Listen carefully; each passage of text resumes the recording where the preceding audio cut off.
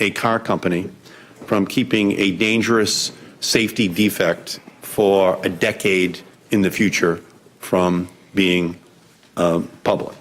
We have seen so many reports about how GM treated consumers who complained that their cars shut down on their own, even after GM knew it had a problem.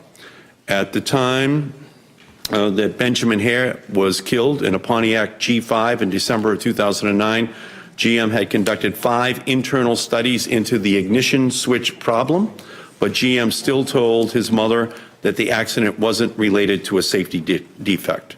So it should be clear to everyone here that it is much more difficult to cover up evidence and dismiss consumer complaints if the evidence is publicly available.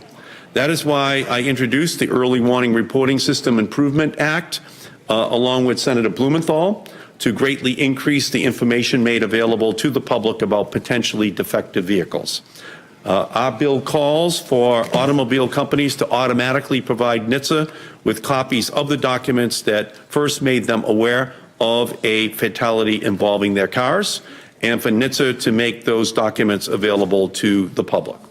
One way to illustrate just why our bill is needed is to look at what GM provided to NHTSA when NHTSA took the unusual step for NHTSA of asking for more information about some of the GM cobalt fatalities it learned about. I'd like to submit this document for the record.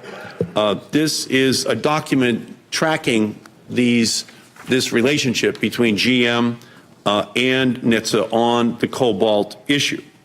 By the time NHTSA did ask for more information, what GM submitted to NHTSA in 2007 proves that GM knew that the contractor NHTSA used to investigate the accident that killed 2 Wisconsin teenagers was doing so because of concern that the airbags had not deployed. Even more shockingly, GM also sent NHTSA a February 2007 analysis and reconstruction report done by the Wisconsin State Patrol Academy that found that the ignition switch had turned the engine off at the time of the crash, preventing the airbags from deploying. The report also references other reports of similar problems that the Wisconsin investigators uncovered. We already know what happened next. Nothing.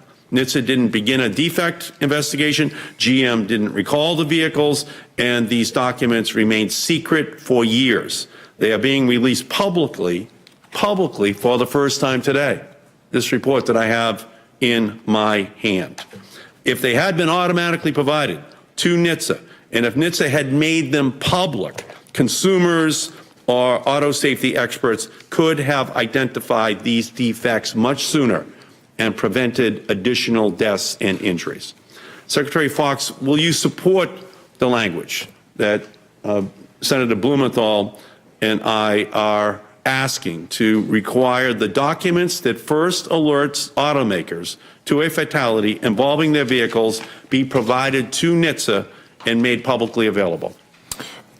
Senator, I will certainly take a look at the bill, and I will also offer our team to provide technical assistance to you and to Senator Blumenthal should you wish to enter that conversation as this proposal moves forward in Congress. Conceptually, do you have any problem with the information being made public? When an accident occurs that the auto company that leads to a fatality, that the information be sent to NHTSA. Do you have any problem with that? Well, I think in the past there have been several challenges, including not the least of which being individual privacy.